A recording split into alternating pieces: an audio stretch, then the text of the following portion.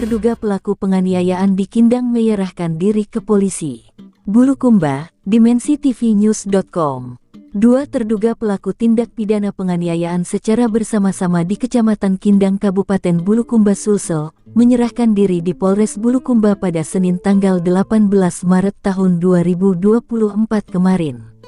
Diketahui peristiwa penganiayaan ini terjadi pada Kamis tanggal 14 Maret tahun 2024 di dalam Kompleks Pasar Borong Rapoa Kecamatan Kindang Kabupaten Bulukumba.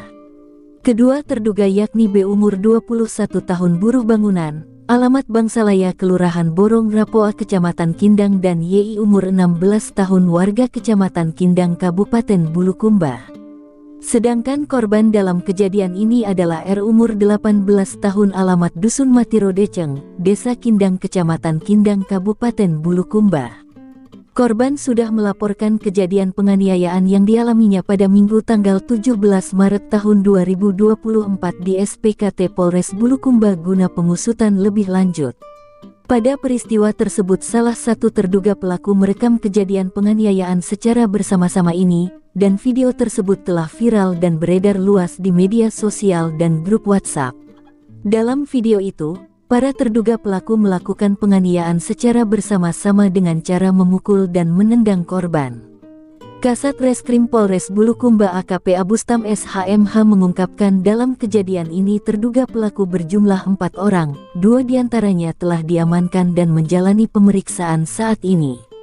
2 terduga pelaku saat ini telah diamankan, 1 dewasa dan 1 lagi masih di bawah umur, sementara kedua terduga pelaku lainnya masih dalam pencarian dan pengejaran.